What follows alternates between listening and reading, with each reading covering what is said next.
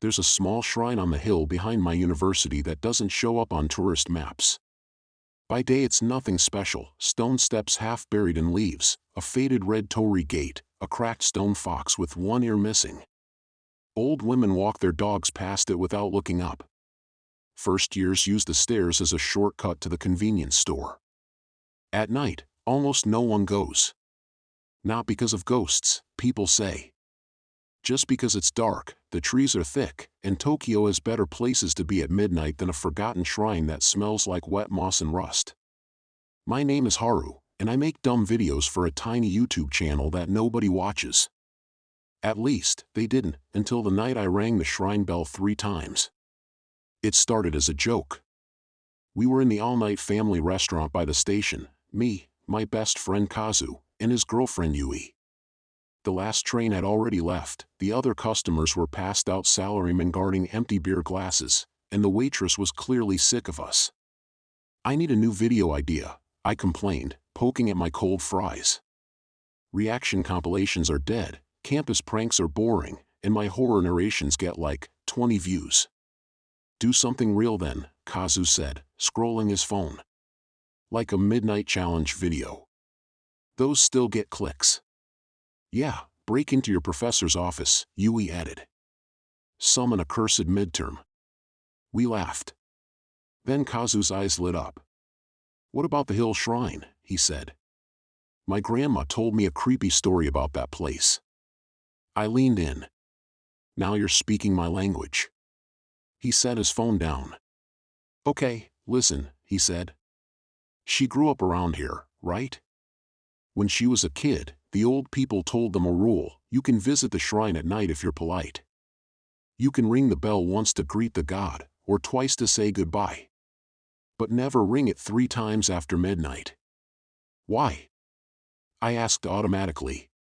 "Because the 3rd ring isn't for you," he replied, lowering his voice. "It's for whatever else is listening." Yui shivered theatrically. Classic grandma horror. I opened my notes app anyway. "This is perfect," I said. "We go up there at midnight, I explain the legend, then we ring the bell 3 times on camera. Boom.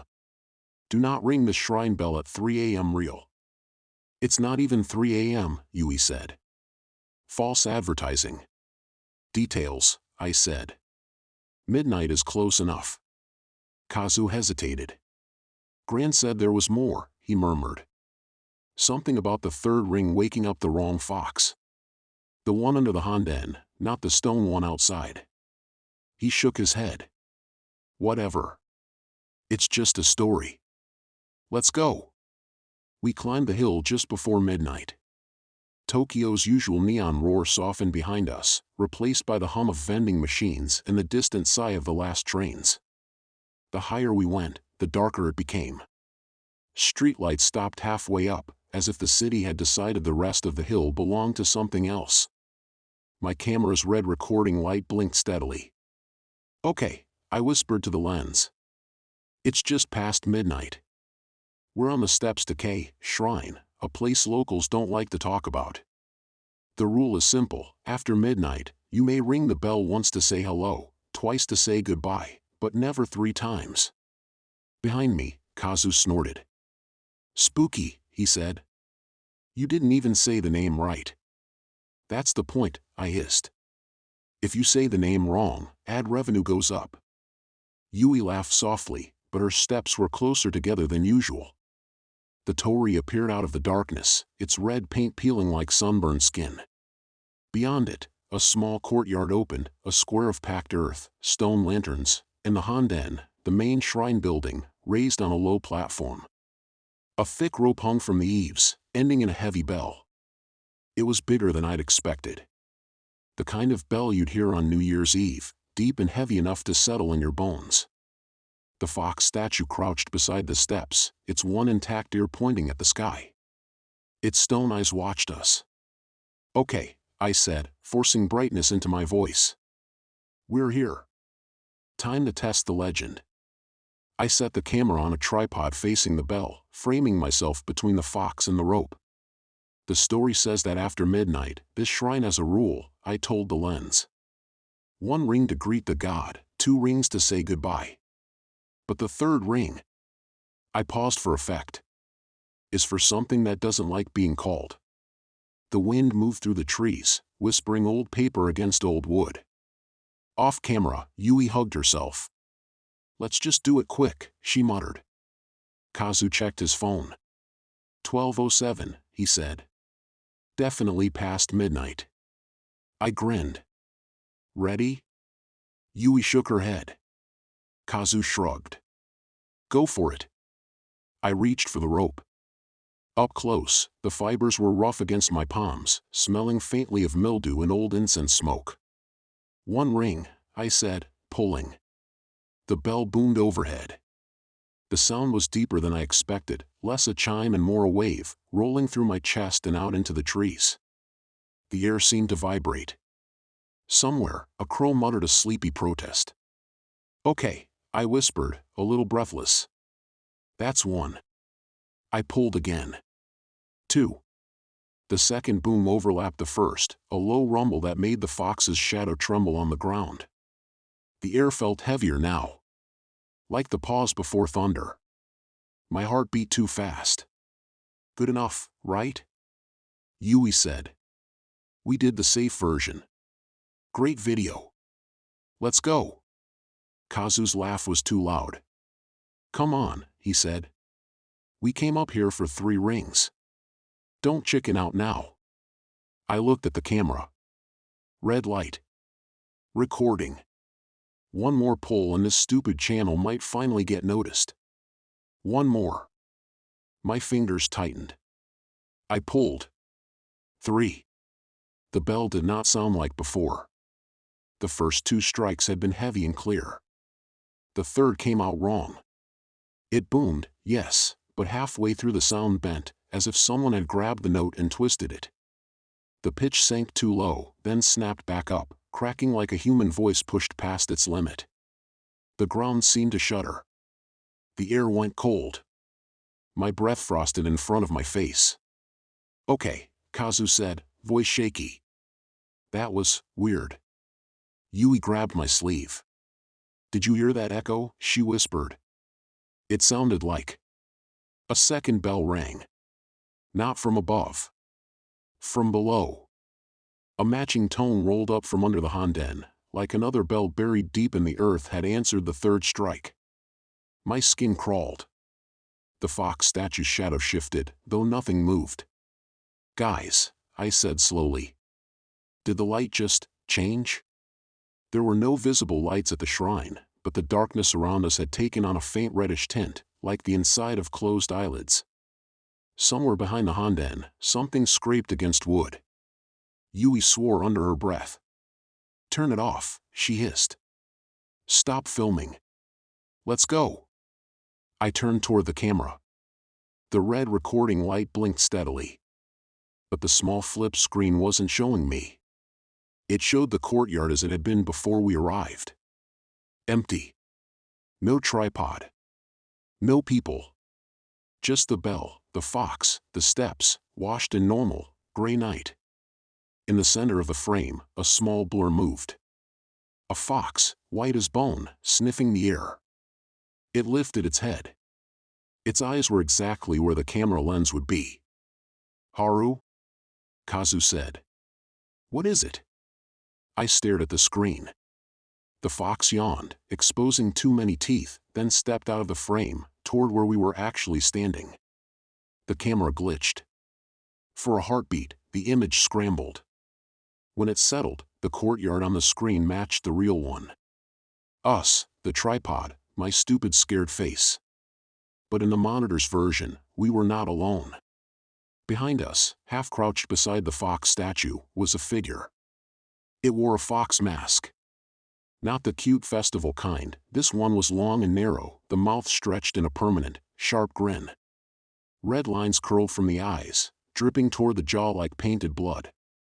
The figure's body was inhumanly thin, wrapped in something like a shrine maiden's outfit that had been soaked and dried too many times.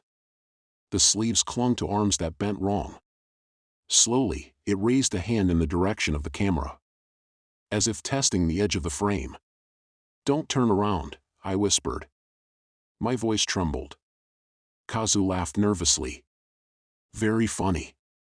I'm serious, I said. Just walk backwards. Toward the stairs. The figure in the monitor tilted its head. The fox mask's grin widened. A cracked, muffled voice seeped out from behind the wood. 3 times, it said. The sound wasn't from the speaker. It came from between the bell above us and the earth below, vibrating in my bones. 1 for you, it hissed. 1 for the god. 1 for me. In the screen, its fingers brushed the back of my neck. In reality, I felt nothing. But the air behind me was colder than ice. Yui began to sob quietly. Please, she whispered. Please, please, please. The thing behind the mask cocked its head, listening. Then it spoke again, more clearly. Leave something, it said. Or someone. My stomach dropped. In the monitor, the fox-masked figure pointed at my backpack. No, I said immediately. No way. I'm not leaving my stuff. Kazu grabbed my arm. Your bag has the camera case, he said. Extra batteries. Snacks. We can buy new stuff, man. Let's just go. The masked thing's head snapped toward him. In the screen, the image froze for a split second. When it resumed, Kazu's reflection was closer to the frame than he was in reality, shoulders crowded by something too thin. The fox mask leaned near his ear. Or someone, it repeated. Kazu went still. Haru, Yui whispered. We need to go. Now. I made a decision. I yanked the memory card out of the camera, shoved it into my pocket, grabbed the tripod under one arm, and slung my backpack forward across my chest instead of onto my back. Then I stepped sideways, carefully, keeping my eyes on the monitor and my feet on the stone. Don't turn around, I said. Just follow my voice. Yui, hold my jacket. Kazu, hold Yui. No response from Kazu. Kazu? He didn't answer. In the screen, his reflection smiled. Not with his mouth, with the skin around his eyes, stretching too far. The fox mask hovered just behind his shoulder, painted grin almost touching his cheek. Leave something, the muffled voice repeated. Or someone. The air thickened. Each breath felt like pushing through wet cloth. On the screen, my own reflection blurred, as if the camera could no longer focus on me properly. We're leaving, I said, voice shaking but firm. We rang 3 times by mistake. We're sorry. We're leaving nothing. We're taking everyone. The fox mask tilted. Slowly, it turned toward the real camera, not the reflection. For the first time, the eye holes seemed to line up with something behind them. A gaze like cold nails drove through the lens and into my chest. If you take everyone, the voice said calmly, you must bring everyone back. The shadows around the Honden deepened. I got the feeling that if we didn't move now, we wouldn't move at all. Now, I hissed. Move. Yui grabbed my sleeve. We shuffled backward toward the torii. The screen jittered, static creeping in at the edges like black mold. The fox mask's head followed us, smoothly, without a single visible step. I didn't dare blink. We crossed under the torii. The air changed in an instant. The reddish tint vanished. The night smelled like normal Tokyo again, damp asphalt, distant exhaust, cheap cigarettes. Behind us, the third bell's twisted echo finally died. I spun around. The shrine courtyard looked exactly as it always did in the daytime. Empty. Just the fox statue, the bell, the dark wooden honden. No masked figure. No white fox. Just Kazu, standing halfway between us and the bell, facing the honden. Kazu. Yui cried. He didn't move. I ran to him. Haru, stop. Yui grabbed for me, but I shrugged her off. I grabbed Kazu's shoulder and turned him around. His face was pale, eyes wide. For a moment, I thought he was gone. Then he blinked. Huh, he said weakly. What happened? He looked past me, at the bell. Did we already do it? You don't remember? I asked. He frowned. Remember what? I glanced at the camera. The flip screen was black. The battery light blinked red, dying. Nothing, I said. Let's go. We practically ran down the hill. None of us spoke until we reached the first convenience store light. There, surrounded by the familiar glow of fridges and microwaves, the shrine felt like a bad dream. Kazu rubbed his forehead. I got this weird headache, he muttered. Like I was listening to really loud bells. Yui refused to look back up the hill. Delete the footage, she said. Burn it. I don't care. I nodded. Later, though, when I was alone in my room, I remembered the memory card in my pocket. I told myself I was just checking to make sure nothing had saved. Just in case. I plugged it into my laptop. There was only one file. Shrine_0003.mp4. I hit play. The video showed an empty courtyard. No people. No tripod. Just the bell and the fox statue, under a slightly red-tinted sky. The bell swung by itself. Once. Twice. 3 times. On the third, something pale slipped out from under the Honden floorboards, stretching like smoke. It looked toward the camera. Toward me. Then the image cut out. The screen went black except for one line of text, as if someone had typed it over the footage. Bring everyone back next time. My door rattled, as if someone had brushed past it in the hallway. I shut the laptop and didn't upload anything that week. I still make videos.